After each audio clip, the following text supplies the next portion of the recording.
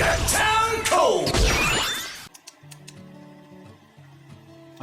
sip. Oke, bismillahirrahmanirrahim. Assalamualaikum warahmatullahi wabarakatuh. Kembali lagi di channel Perasaan Desa 412. Ini suara aku kenapa bindeng aja? Sorry kalau suaraku agak bindeng nih, kenapa suaraku kayak agak enak dari kemarin soalnya. Astaga, oke. Bingung aku. Tiba-tiba pas baru aja pembukaan HP ku tiba-tiba mati. Aduh. Tiba-tiba mati gara-gara bateraiku habis, lupa aku ngecas HP buat ngecas HP ku. Jadi aku langsung mulai aja bahasan singkat dari Kamar Gadget episode 28, dan episode ini bisa dibilang lebih lebih santai dan juga ya santai tapi tetap jalan lah kalau ceritanya. Di sini santainya karena apa? Karena di sini fokusnya lebih ke, kayaknya fokus ceritanya lebih ke Rengge ya, tepatnya ke Rengge yang lagi berkunjung ke rumah neneknya ya, mungkin di desa mungkin kayaknya. Dimana di sini juga ada lucunya, ada bagian dimana ya ada sedikit bagian unsur-unsur horornya ya, karena tiba-tiba di rumahnya si Rengge kayak ada semacam peristiwa gaib yang notabene itu ternyata ya sebenarnya sih kalau nonton serial udah ketebak ya itu ulah siapa. Ini by the way sorry ya kalau misalnya ada retakan di sini, kan kacamata pun pecah tadi soalnya. Dan sebenarnya juga ternyata itu yang jam sekarang gini, kayak ada tiba-tiba ada suara misterius dari luar kamarnya Rengge. Pas di tengok gak ada siapa-siapa, pas balik tiba-tiba di jam secara setan payung anjir. Aku jujurnya pas aku lihat bagian itu kaget banget, hampir teriak aku gara-gara ikutan kaget. Tiba-tiba dikasih jumpscare setan dong, yokai sih lebih baca ya. Dikasih jumpscare yokai, teriakan jantanku hampir keluar, kurang ajar. Ya sebenarnya sih itu bukan yokai, bener-bener yokai kayak setan siluman segala macam gitu, bukan sih. Itu kemi, itu kan kalau namanya apa, kemi berosol ya kalau yang base nya itu dia kemi kategori occult, kategori occult yang referensinya dari ini hantu payung, kalau nggak salah dari hantu payung dari cerita rakyat Jepang, kalau saya kayak gitu aku lupa soalnya. Dan ya kalau memang ceritanya kan lebih fokus ke situ soalnya, jadi kayak kemi yang jadi sorotan di sana itu ada dua sih, lebih tepatnya ada dua, yaitu si Berosol tadi sama satunya lagi kalau saya Kareri ya, aku agak lupa soalnya. Ya sebenarnya ini kalau lebih ke episode yang bisa dibilang kayak gini sejenak gitu lah. Ternyata juga di kubunya Hotaro kan juga lagi momen-momen kalemnya lah, dimana ya Hotaro dan jalannya sudah kembali ke Akademi Alkemis. Kemudian juga Minato Sensei kembali lagi jadi gurunya mereka, dimana kan sempat ada pembicaraan dimana Minato Sensei itu kayak gak yakin tidak apakah dia itu pantas jadi gurunya Hotaro dan jalannya lagi atau enggak. Tapi ya setelah diyakinkan sama si trio writer ini, yaitu si Hotaro, Rine sama si Spanner, akhirnya ya dia dapat kepercayaan, dia akhirnya mau balik lagi jadi gurunya mereka. Dan dan satu lagi ada bagian akhirnya para petinggi dari Persatuan Alkemis itu muncul lagi di sini, dan mereka kayak ngasih semacam video pesan gitu ya, kayak video pesan buat Hotaro dan yang lainnya kalau mereka itu ternyata sudah dalam tanda kutip itu mengakui kesalahan, kalau mengakui kesalahan mereka selama ini, yang ternyata perihal Gurion ya, ternyata kan mereka baru tahu kalau semua kejadian selama ini adalah manipulasinya si Gurion, dan mereka kayak kejadian dalam tanda kutip menyesal lah ya. Tapi kenapa bilang tanda kutip, karena kayak ucapannya kayak gak dibilang menyesal juga gak kedengaran nada-nada penyesalannya loh kalau di kupingku loh ya.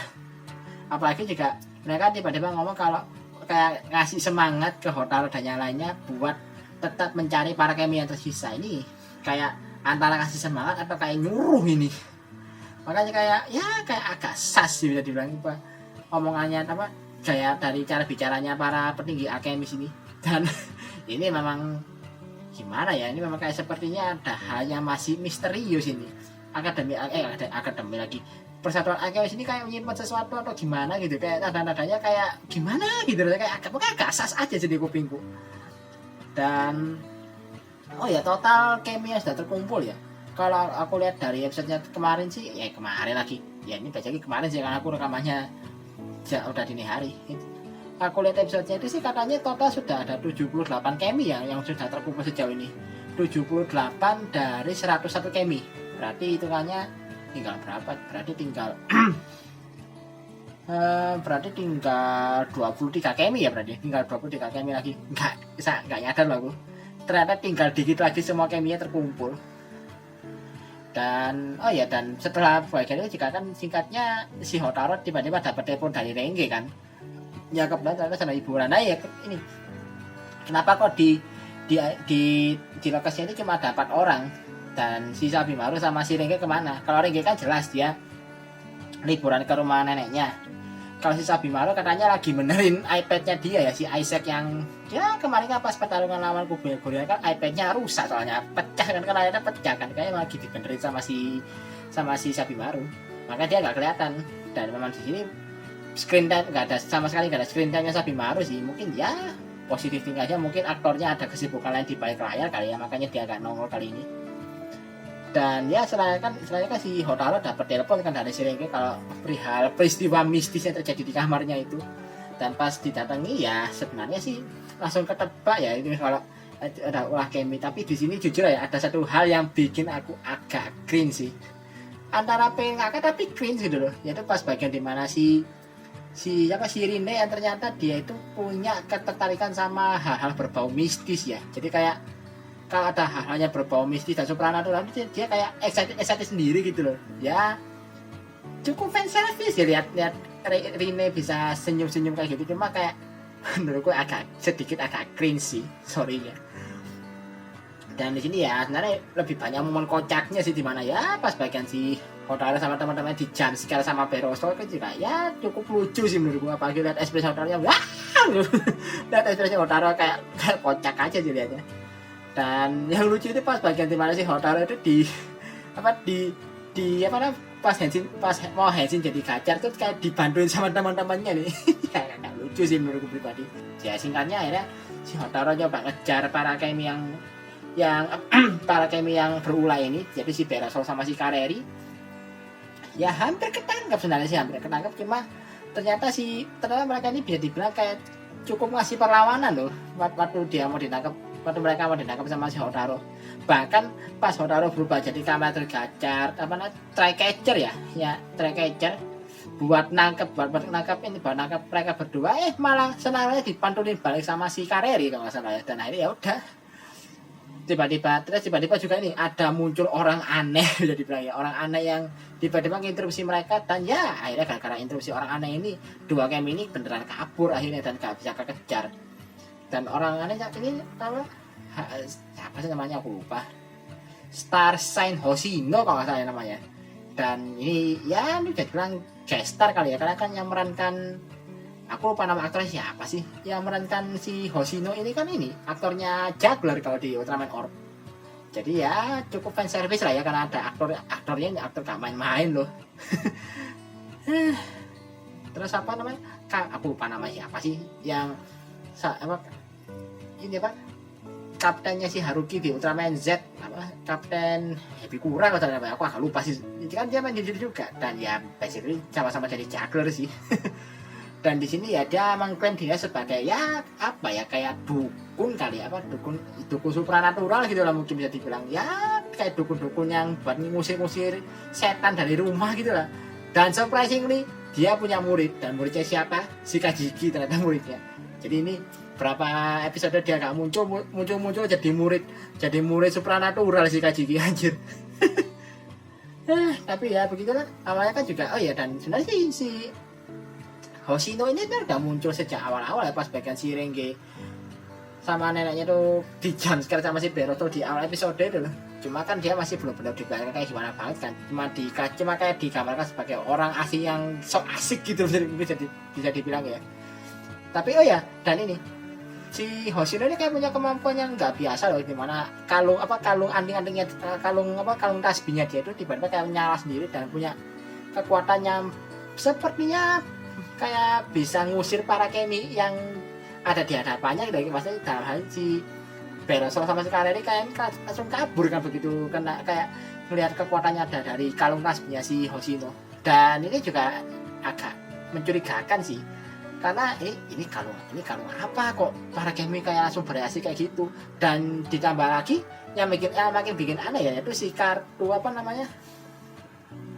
aduh aku malah kartunya apa sih, kartu apa salah satu kartu pokoknya base nya Mars lah ini, Gacanko-nya Mars Phoenix lah kalau di formnya Kamen Rider Gacha tuh, tiba-tiba kartunya itu ketarik kan masih ketarik ke kalungnya dia dan baru jadi ornamen sendiri di kalungnya itu. Ini berarti kan ada kemungkinan katanya kalau aku lihat setelah aku nonton ya, katanya si kan sempat dijelaskan sama si Rene Kudo kalau kartu ini kartu lagi katanya sih itu kemungkinan ada kekuatan yang bisa dibilang identik lah sama para kemi kategori kosmik yang ada sejauh ini gitu loh. Jadi ya besar kemungkinan ini cuma tebak-tebakan aja sih, karena aku memang cuma benar-benar purely nonton doang, gak kena spoiler dari mana-mana, aku benar-benar cuma nonton. Tapi tebakanku ya, di kalung tasbihnya si Hoshino ini feelingku ada kemi kategori kosmik yang bersemayam di sana. Feelingku sih gitu. Oke, dijelaskan sih, karena kan si Hoshino sendiri kan dia sempat ngasih flashbacknya dia lah ya, yang dimana dia cuma sekedar murid kan sekedar apa biksu muda biasa gitu ya, yang pas apa waktu dia menjalani latihan tiba-tiba kan dia jatuh dari tebing kan, terus pas lagi putus asa itu tiba-tiba dia kayak nemu kayak semacam makhluk aneh yang ya pas dipegang sama dia itu kayak tiba-tiba dia dapat kekuatan aneh gitu yang bisa kayak ya kekuatan supernatural mungkin dia nganggapnya ya. Dan langsung acrok sedikit ya ke bagian dimana si Atropos akhirnya beraksi lagi, dan ini bisa dibilang aksi Atropos ini mirip-mirip sama kayak pas di awal-awal series Gacha dimulai ya. Jadi kayak mereka nyari orang yang notabene punya etika jahat, terus mereka disatukan paksa sama Kemi yang bersangkutan. Kan gini, kan masih ingat teori ini kan, dimana Kemi itu bakal ketarik kalau misalnya ada manusia yang notabene punya etika jahat dalam dirinya mereka. Jadi semakin tinggi etika jahat dari dalam diri seseorang itu, Kemi itu hal itu bakal saling tarik menarik dengan Kemi yang ada di dekatnya. Ya kayak dulu itu waktu ada ini ya, pas bagian ada perampok yang episode 2 Kamen Rider Gacha ya, pas bagian ada perampok bank yang jadi Skybos Malgam itu kan juga kayak gitu. Dia etika jahatnya benar-benar kuat banget sampai akhirnya si Kemi yang ada di dekatnya kan ikut langsung ketarik. Nah ini sama aja sih kayak gitu, cuma prosesnya sedikit ada tambahan kecil, dimana prosesnya kali ini ada andilnya Atropos dengan rubik emas yang dibawa sama dia. Rubik emasnya yang peninggalannya si Gurion itu sebelum si Gurion diambil sama si Eldorado pas ritual pembukaan pintu kegelapan berakhir itu. Jadi kan rubik emasnya kan dipegang sama si Atropos sekarang. Nah, karena tambahan itu pula, makanya amalgam yang tercipta itu bisa dibilang amalgamnya ya sama aja kayak amalgam yang pas di saga keduanya Kamen Rider Gacha, yaitu amalgam yang warna emas itu. Jadi ya basically bentuk amalgamnya sama. Bentuk amalgamnya menyesuaikan Kemi yang masuk ke mereka, tapi base bodinya warna emas. Cuma kali ini yang jadi amalgamnya itu benar-benar manusia langsung. Kalau sebelumnya kan kayak boneka santet kan, boneka santet yang dibawa sama si Gurion yang jadi amalgamnya. Kalau ini benar-benar orang aslinya, orang beneran yang jadi amalgam. Dan ya singkatnya dua orang yang notabene katanya pemilik lahan dari perkampungan atau tempat tinggal neneknya Renge ya, yang katanya sih mereka itu adalah pemilik lahan yang pingin ngegusur perkampungan tersebut biar perkampungan tersebut itu buat diubah jadi TPA katanya ya. Agak kampret juga sih, daerah pemukiman orang diusir buat jadi tempat pembuangan sampah loh. Ya tapi sampaikan dulu lah bagian itu. Dan ya singkat cerita dua orang ini ya bisa dibilang akhirnya diubah jadi amalgam kan sama si Atropos, karena ya memang etika jahatnya kelihatan banget lah dari kelakuannya mereka itu, bahkan sampai kayak nggak menghargai kuil kecil yang ada di pinggir kampungnya itu loh. Dan ya mereka akhirnya langsung tiba-tiba masuk ke tempat Hotaru sama teman-temannya dan juga warga desa lainnya kumpul ngerusuh di sana. Dan si Hoshino nih sosokan dia mau ngelawan, mentang-mentang dia punya kekuatan gede, dia mau ngelawan, kekuatannya cuma geli-geli nggak ada efeknya, langsung ditakol sama si amalgamnya. Ya udah langsung ngaceng dia gara-gara itu. Dan ya singkatnya si Hotaru kemudian berubah jadi Kamen Rider Gacha di sini buat ngelawan dua amalgam ini. Dan di sini ya akhirnya untuk pertama kalinya diperlihatkan sequence perubahannya Kamen Rider Platinum Gachar. Jadi di sini si Hotaru tuh nggak jadi Iron Gachar dulu, tapi langsung jadi Platinum Gachar. Dan di sini menurutku sekuens perubahannya ya hampir gak ada bedanya dengan pas jadi Gachar Steam Hopper ya, tapi menurutku lebih keren di sini sih, karena apalagi pas bagian di mana helmetnya itu kayak terbentuk langsung gini, terbentuk langsung yang jadi kayak benar-benar langsung jadi helmet gitu. Itu unik sih dan menurutku keren emang. Jadi kayak ya gimana ya, aku juga bingung jelasnya gimana, tapi menurutku keren sih bisa bilang sekuens perubahannya, karena kan ini benar-benar langsung jadi Platinum Gacharnya. Dan ya kenapa sih, jadi kayak kondisinya si kartu apa Hopper One sama Steamliner-nya itu udah berubah jadi Crosshopper sama Tenliner. Jadi dimasukin udah si Tenliner sama Crosshopper-nya keluar, dipasang ke beltnya, udah jadi Platinum Gachar dia. Dan kenapa lagi-lagi aku harus mendengar kaku Watch Your Fire?